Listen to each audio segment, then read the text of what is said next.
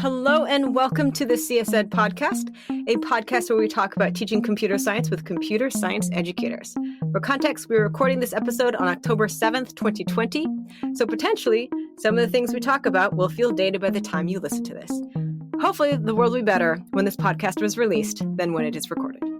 With the disruption of COVID-19 and the latest calls for change in education due to racial inequality, this season's theme is Where Should We Go From Here? In hopes we can all take a pause and ask ourselves, if I had time to reflect rather than react, what should I be doing? I'm your host, Kristin Stephens-Martinez, an assistant professor of the practice at Duke University, and joining me today is Leigh Ann DeLyser, co-founder and executive director of CSforAll. So Leigh Ann, tell us about yourself and tell us about CSforAll. Hi, Kristin. Thanks so much for having me. So CSforAll is a nonprofit committed to the mission of making high-quality computer science an integral part of every student's educational experience during their K through 12 years. And I am so proud to be its current executive director, but that's not the only job I've ever had in my life. I've been a computer science teacher, a community college instructor, a research student, a partner to many of our different community members who listen to this podcast. And I'm so excited to be combining all of those parts of myself into this role. Awesome. So our topic today is the need to reform systems for sustainable equity.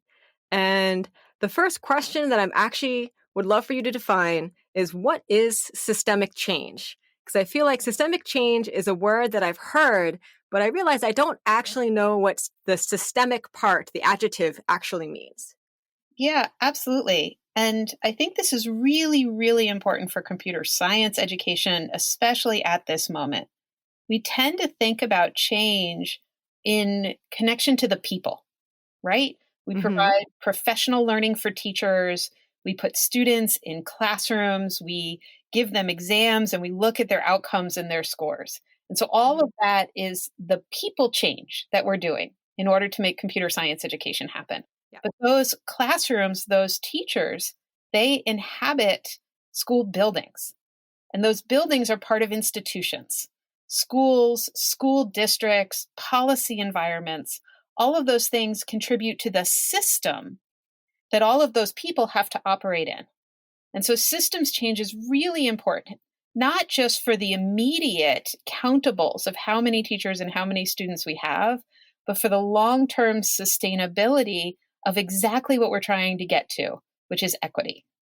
I love this. One of my current frustrations is I feel like more and more of our culture, for lack of a better word, has such short-term focus that it's so frustrating to observe the strong focus on short term rather than thinking of the long term. And it sounds like systemic change very much focuses on like, let's rather than thinking of just like this and now, let's think in terms of the long term sustainability of things. Yeah, and this approach, this effort by CSforAll has a really strong connection to me in my personal journey. So I was a high school computer science teacher in New York State. I taught in this one school for 8 years. I had a robotics club. I authored textbooks. I had a programming team that traveled and competed internationally. And I got this amazing experience to go to Carnegie Mellon as a visiting faculty member. And within a year of me leaving that school, there was no longer any computer science there. And so that's a perfect example of how the system actually wasn't set up to sustain computer science. It really was about my efforts as a teacher that led to that program being in existence.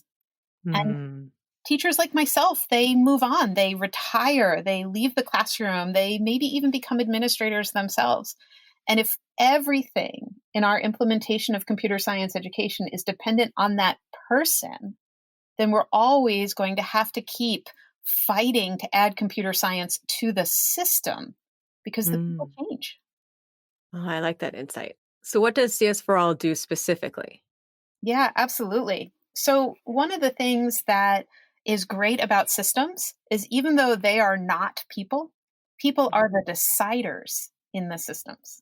And so in schools and school districts, which is one type of system that we work with, the school administrators are the policymakers, are the deciders together with the teacher. And if we bring together those working groups of teachers and administrators, they can set up policies. They can set up action items that actually bake computer science into the very foundation of those buildings and institutions, so that even as the people change, those policies and actions stay the same. Okay. So what does CS4All do in that context, though? Like, I buy the idea that the people are changing the system to make it do what it needs to do, but how does CS4All add or cause these things to happen? Yeah, that's a great question.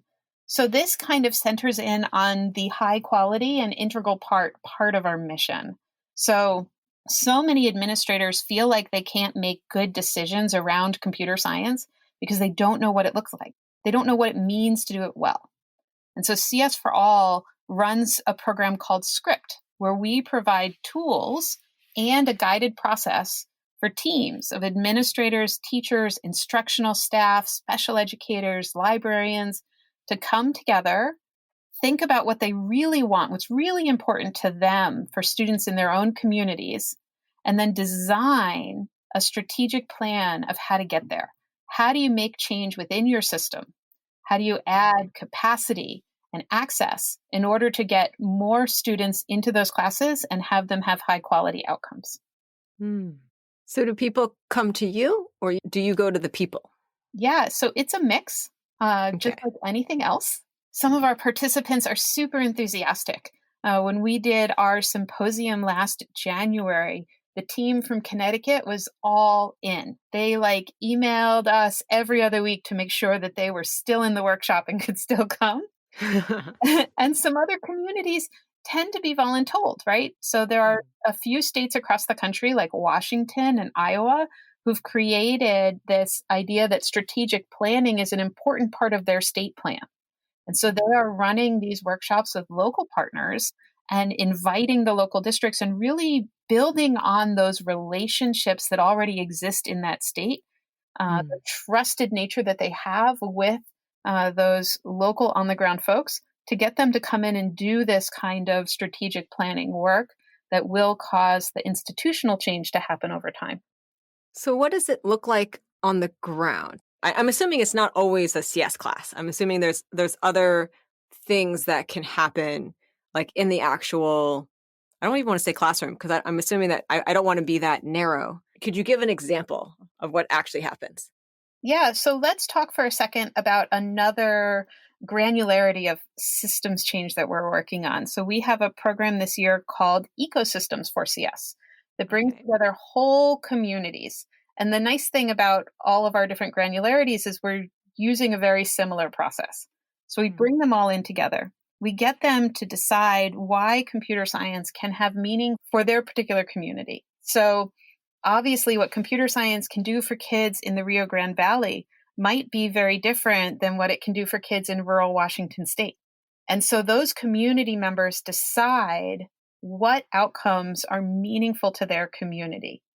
And then working with our facilitators and partners through the CS4All community, they think about, what is it? Is it a standalone class? Is it integrated computer science that's baked into other subject areas? Is it connections for after school and enrichment programs for students to dig a little deeper? Is it career and technical education programs, and who are the corporate partners or the workforce partners on the ground that are going to help run that? And so CS4All doesn't have a checklist of what a perfect implementation looks like.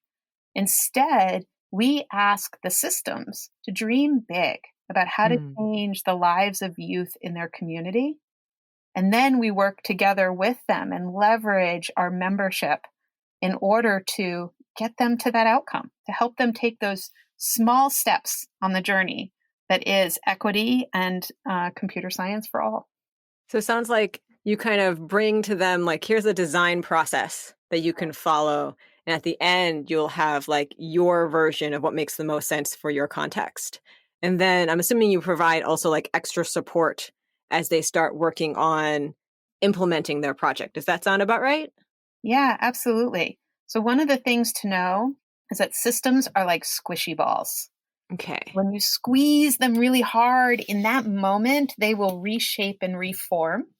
But as soon as you let go, what happens to your squishy ball? It goes back to normal. It goes back to what was normal, right? Yeah, what was normal? Good way of pointing that out. Yes, what was normal. What was normal. And so the ongoing support, membership in CS4All, participation in our webinars, the newsletter, the community outreach we do, the maintained close connection with your local script facilitators, all of these things are there so that as that team starts to implement their plan to reach for their goals, they don't let go of the squishy ball, that it doesn't just like sigh back to the shape that it was before.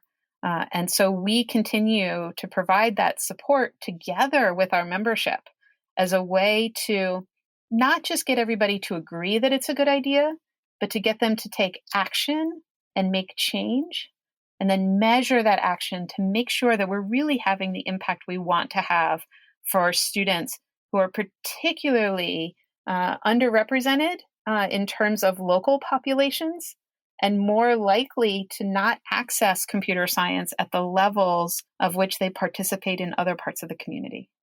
Do you work with universities at all? Yeah, absolutely. We have a large number of universities in our membership, and they play really important roles in the overall education system. Think about it from a student perspective for a moment, right? Okay. Yes, you can encounter computer science in your classroom, but you can also encounter it in an after-school program. You might go to a summer program that's being offered on a local college campus as a part of a National Science Foundation grant that they might have. You actually might have researchers who come and push into your classroom, and you partner with your teacher to test out and maybe work to refine the instruction that's happening in that classroom. So that's one way universities play an important role. Another way they play an important role is in teacher preparation. One of the acknowledged largest challenges around computer science education is a lack of teachers. And it's really hard because schools can't just go to their local teacher college and say, who's graduating this year in computer science education? Give me a resume. Oh, there's so few people. I feel like that's one of our failings right now. We don't have a good pipeline for that. Yeah, we actually did an amazing project a couple of years ago with Aman Yadav, Mark Goodstyle, Yasmin Kafaye, and Joanna Good, looking at what do schools of education need to do to build this muscle so that as teachers come out of those institutions, they're prepared for our classrooms of today. And I say that because there's so many states that now require computer science, not only offering it at the high school level, but also in the elementary grades. And if our elementary teachers are not prepared to meet the required standards in a state for all academic subjects, then they're really not prepared for our classrooms of today. What did they find, out of curiosity? Yeah. So we found that we made a number of recommendations, and it's all available on the website computingteacher.org. You can take a look at the different types of ways that schools of education can build that capacity. And at that time, there were 23 states that had a certification or endorsement for computer science, but only 12 states that actually had an approved program where you could earn that certification. And since that time, we've added to both categories. We now have more states that have that endorsement or certification, and we do have more states now that have programs, but nowhere near where those numbers have become the same. And so we're actually working on some updates to that project with some really interesting data that by the time this podcast come out will also be available on computingteacher.org, where you can check out what programs are in your state, how they're teaching computer science, and check out some sample course sequences and syllabi for teacher preparation programs who are integrating computer science into the preparation of both primary and secondary school teachers. Cool. So I think you're starting to get like a big picture that systems like has a plural S on the end of it, because it takes all of us working together to make high quality education. It's not just one teacher in one classroom, right? That teacher lives in a school, which often exists within a district or whatever your state calls those regionally connected schools. We then have a distributed education systems that exist within states. And within those regions, they have lots of partners, right? You've got your informal education partners, your after school programs, you've got your local universities, you've got your teacher preparation programs that those schools tend to hire from. And so it's this complex web. And CS4All was designed as a way to bring that entire web together under one umbrella and get them talking to each other and break down those silos and barriers between them. It all sounds so complicated and like a wicked problem, because it's like wicked is in like the actual, I don't know where I heard this definition, but a problem that just seems extremely complicated. And I don't even, how do you wrap your brain around that? Well, I mean, it really helps that all of these folks have signed on for membership in one way or another. Mm-hmm. So we're not doing this work alone. CS4All doesn't see itself as the implementer of all of this work. Instead, we own the dance floor, and we let all of these different partners do what they do well. Mm-hmm. As they move together and apart in different formations, as grants flow through the community, as new initiatives come to light. And so all together, it actually makes for a really, really beautiful dance. And so our job is to, occasionally shine the spotlight on some places that aren't getting attention. For example, our accessibility pledge in 2018, where we asked our community to stand up to make their work more accessible to students with disabilities, to highlight the great work that perhaps some of our members are doing, which is what we do with our Medium and our community calls. And then sometimes we have to make definitions. And so we bring the community together and synthesize what they're saying is important in ways that we can make real change. And so it's not like we're trying to somehow drive the bus of where we're all going as a community, but instead trying to really lift up those internal voices, because this is one of those times where the sum of the parts is greater than the whole. And so by bringing everybody together and getting them talking to each other, we can really work out those models of excellence for how to make the systems work, and then shine a spotlight on where they might need to change or reform as we really try and bring equity to the fore in computer science education. I feel like this is a good moment to ask you what I'm asking all my seasoned guests. What do you think we should do right now? What should we try and accomplish in a year? And what should we try and accomplish in 5 years? Yeah. So let's start with right now. Look at the broken systems. It's not about one classroom missing a teacher. It's about an entire teacher preparation pipeline that does not offer CS as a part of a core set of disciplinary fundamentals, right? Work in partnership with the communities. And this is especially for all the college faculty who I know are listening to your podcasts. The NSF Research Practice Partnership line has created those really important partnerships between practitioners, teachers, and administrators, and the college faculty who are really just trying to help. And so recognize that our practitioners, they're not in year one anymore. They've been doing this for a little while and may have learned some things and may even have outpaced us in some of the work that they're doing in schools. So how do we find out what their problem of practice is right now and help them solve that, as opposed to coming with our preconceived notions of what they need? Research on culturally relevant and responsive leadership starts with the notion of critical self-awareness. Ask yourself, what burden are you placing on your focus groups? And how is your research and partnerships actually requiring them to be twice as good? To borrow words from Nikki Washington from Duke. Nikki's awesome. She is. And she just joined our board of directors here at CS4All. We're so excited for that. Awesome. So if you're thinking about a year out, so systems move slowly. They are not as fast as people. Really don't miss a call here in 2020 to reform systems of power. All of the institutions we move through as humans exert power over society.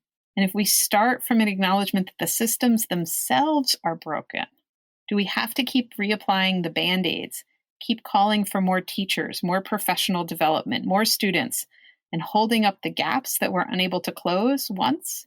Or are we really trying to think about the systems reform, the changes that have to be baked in so that we can focus on doing it better and not constantly trying to initiate?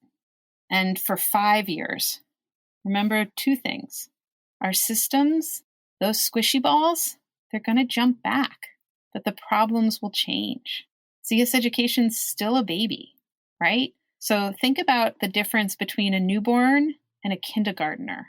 There are completely new challenges in year 5 versus year 1. Don't get stuck in our early gap closing solutions and miss the opportunity to set up high quality and equity in the long game. Like I'm trying to think through how I can apply that to my own situation. The CS1 at universities has to handle such a variety of students and such different preparation levels. Great. So let's use this as an exercise in systems thinking. If we are not trying to reform the people, the teachers or the students, Okay. what change could you make to the institution that helps alleviate that problem? Well, the way that we currently do it, so at least I'm not going from making from whole cloth, is if a student comes into our CS1 and it's clear that they have some programming experience, we often strongly encourage that they take our CS2 instead.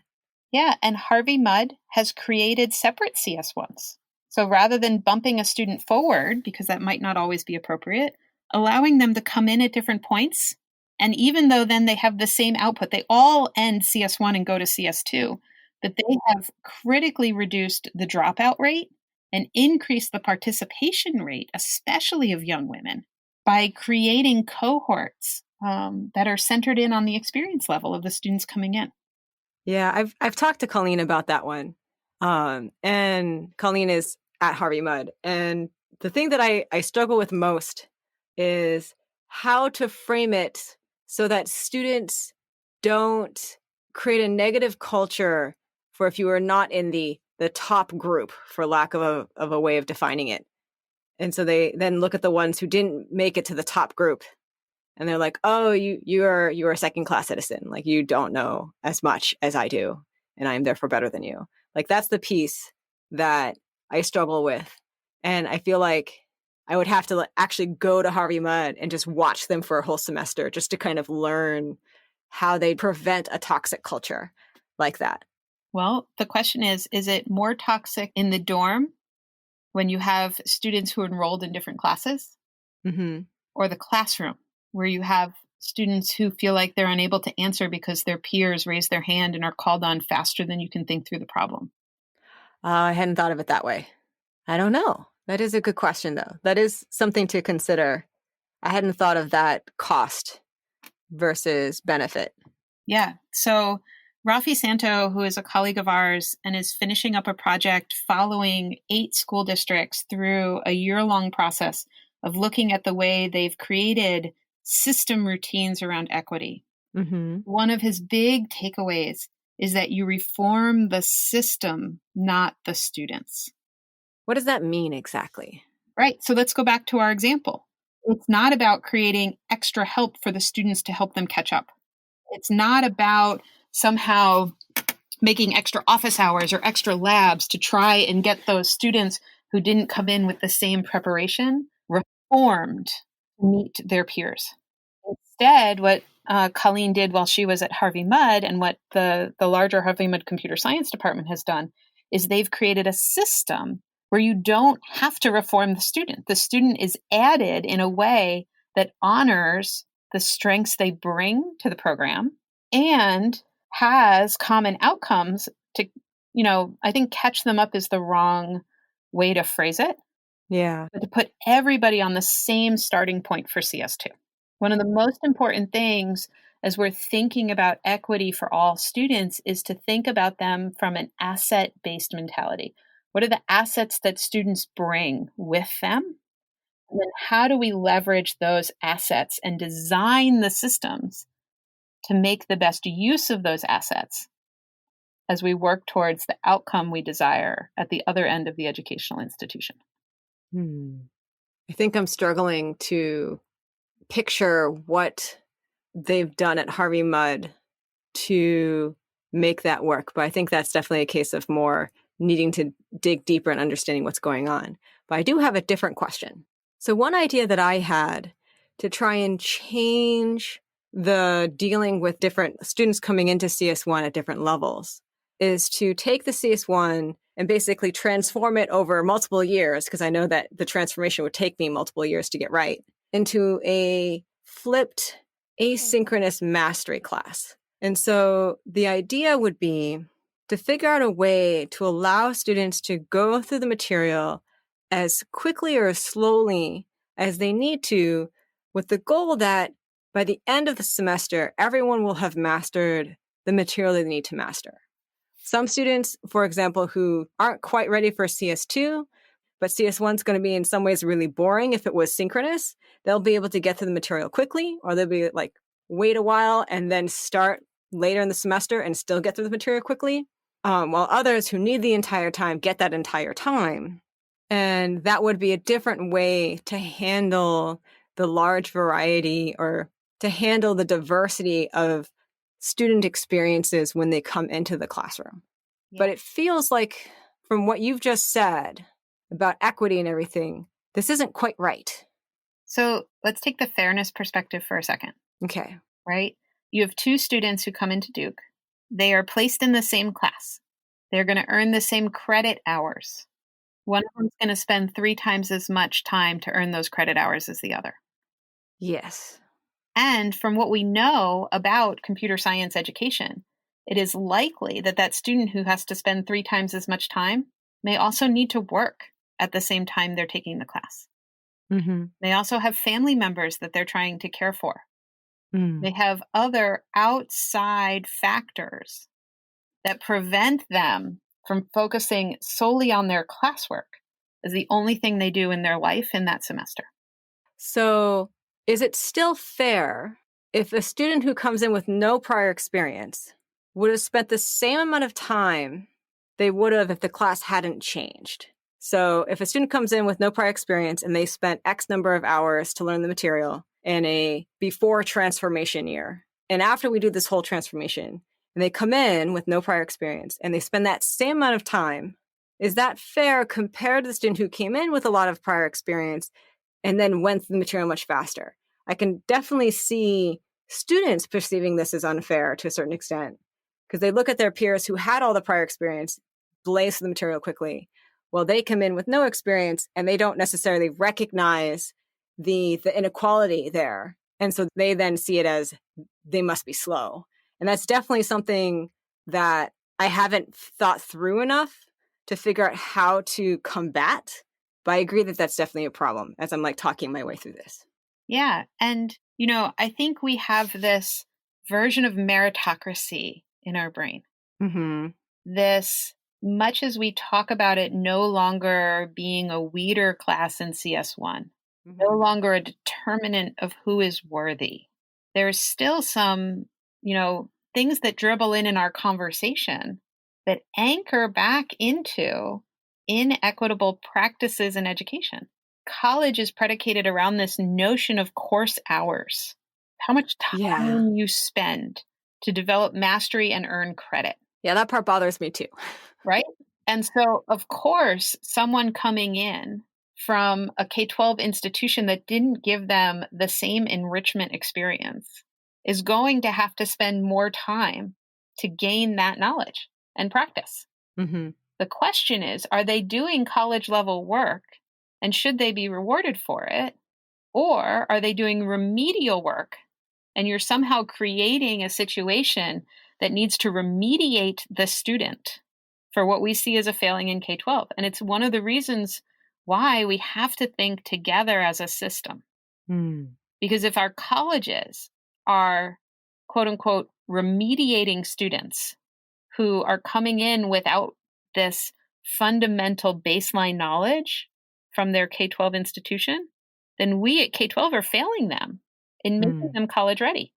Yeah, I guess for me, one thing that I try and hammer into my students, or very much make the class understand, that I assume they know nothing when they come in through my door.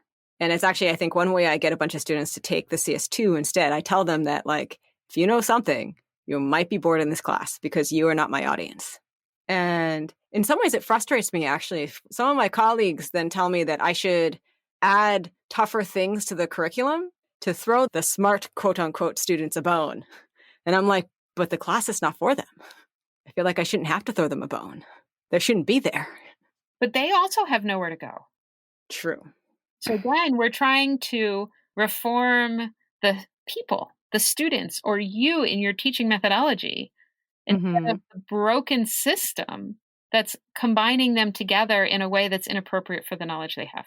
I'm starting to agree with you more, but another part of me is like, but what can I do? Like, I guess in some ways I feel powerless to do anything outside of my class.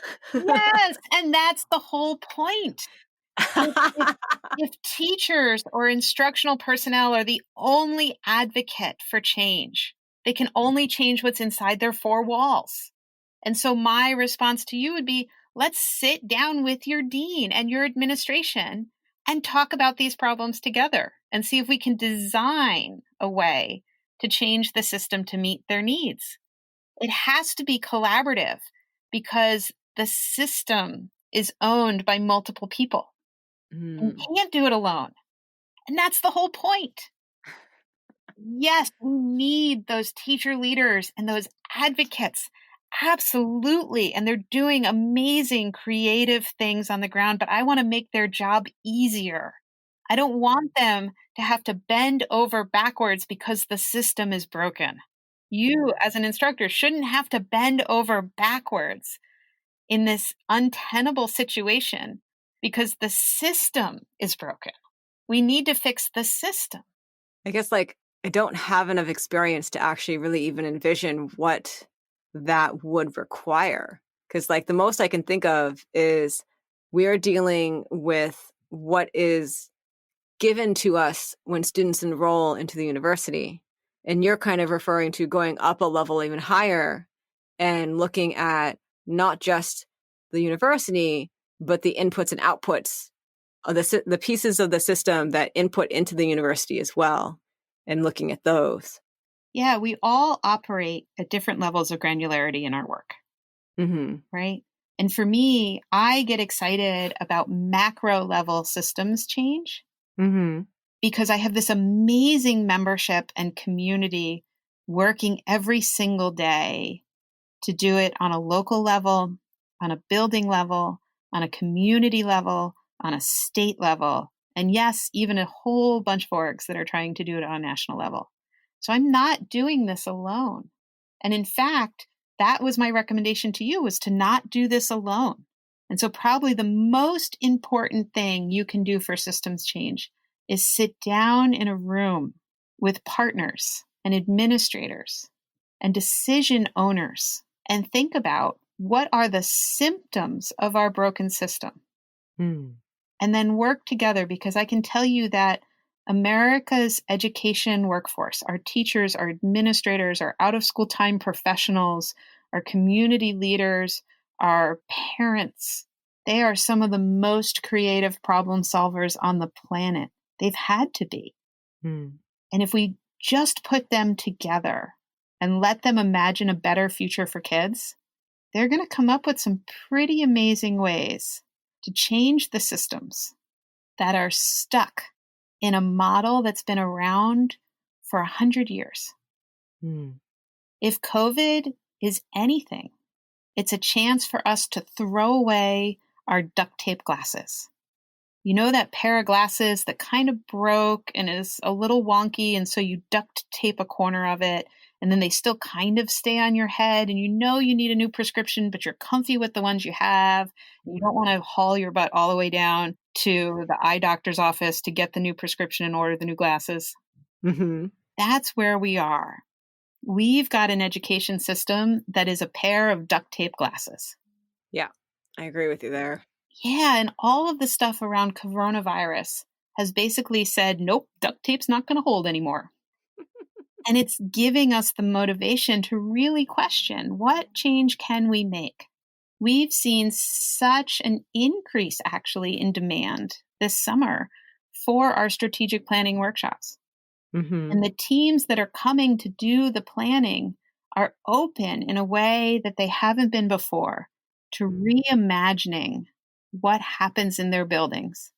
It is heart-wrenching that at this time of crisis of health in the world, when coronavirus has reared its ugly head, that at the same exact time, our communities of color, and especially our Black community, is calling for equity and justice and systems reform.